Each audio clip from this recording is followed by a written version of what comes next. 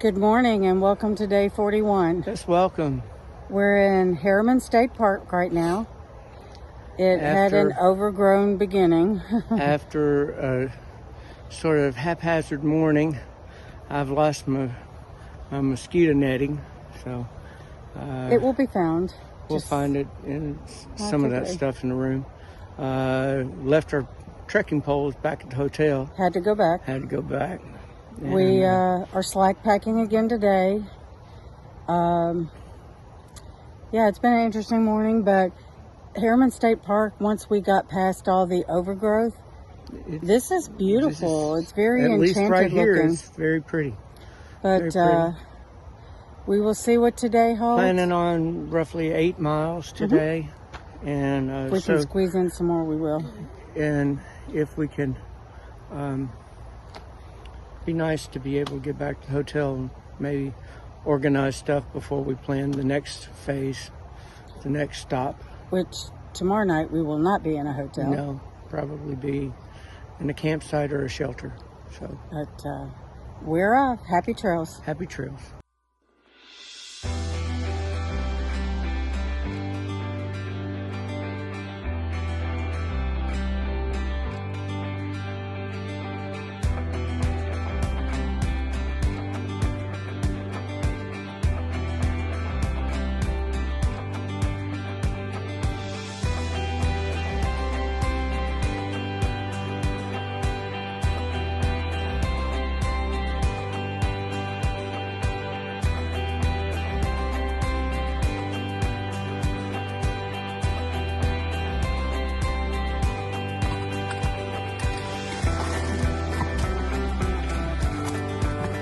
The lemon squeezer.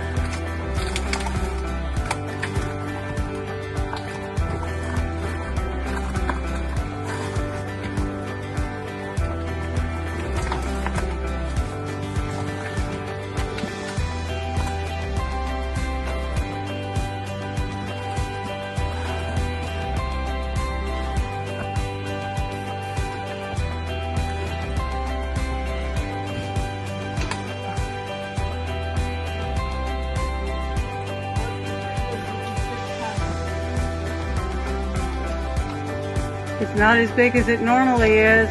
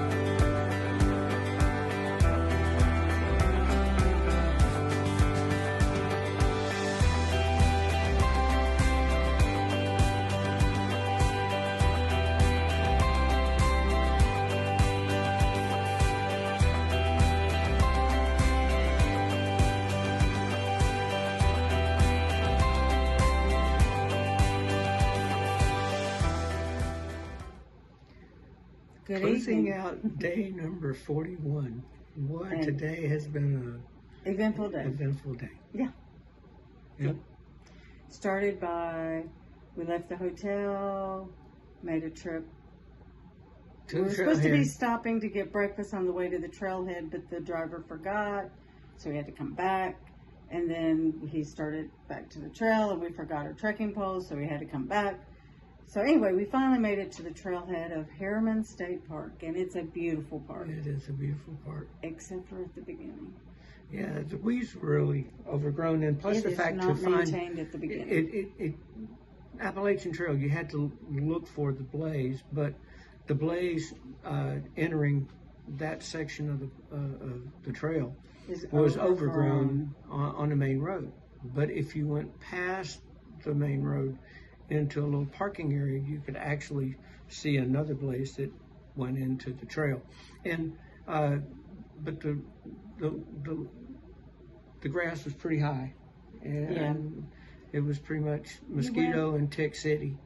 You went for probably 3/10 of a mile, maybe. And then it opened up into this beautiful forest, which is it was gorgeous, really pretty. Right?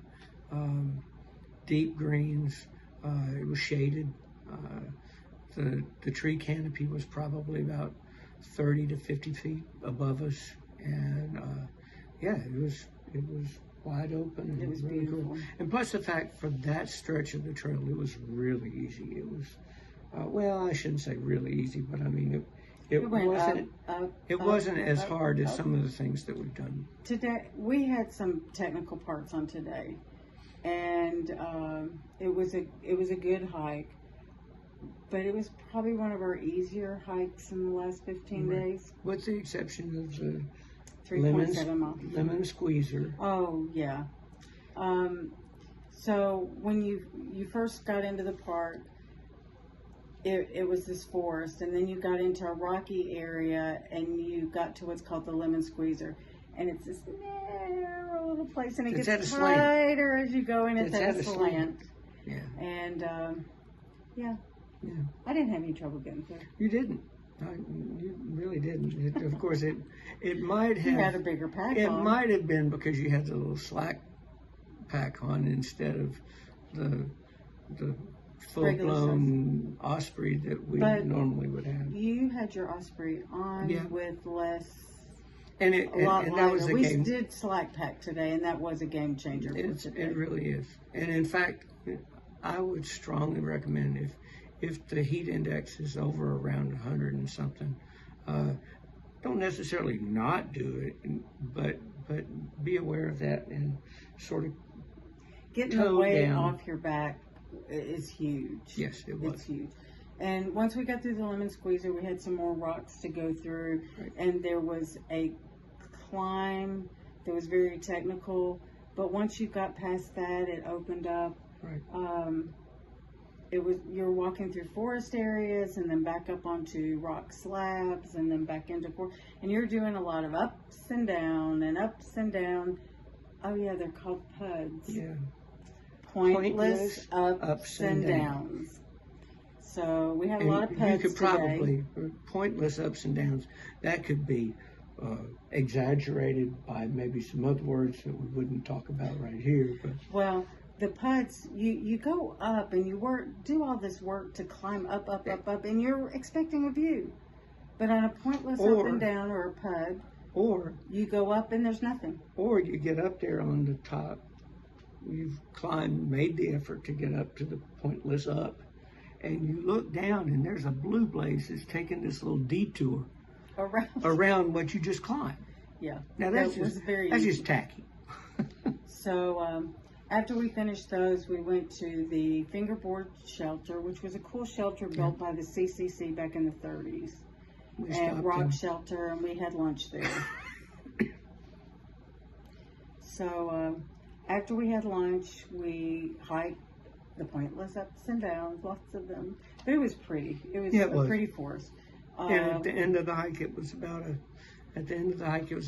7.9 miles. Well, but I mean, the last mile was before coming downhill. Before we got to the last mile, we walked over to Tarata Beach, Tarata Circle, that had a beach, and we met some other through hikers that actually had just started back. He had messed up his knee, and they were just today was just 2 weeks ago was the first day back on trail. So, but it was a pretty beach. And their names were Blazer and the Beast. Yeah. The once we finished at the beach, because we were going to get ice cream, but like a little bitty ice cream sandwich was $4. We just can't get around being cheap.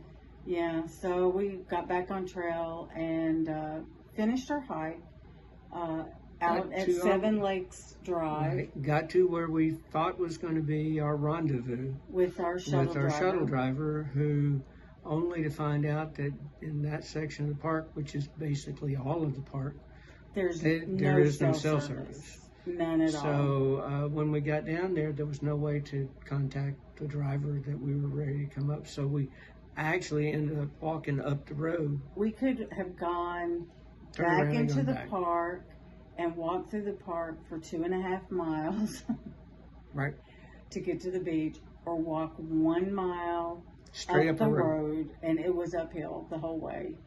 Straight up. I mean, but it wasn't killing us. It wasn't killing us, but except for it wasn't flat. The very, very narrow shoulder was very narrow shoulder. But we walked. It was exactly 1 mile.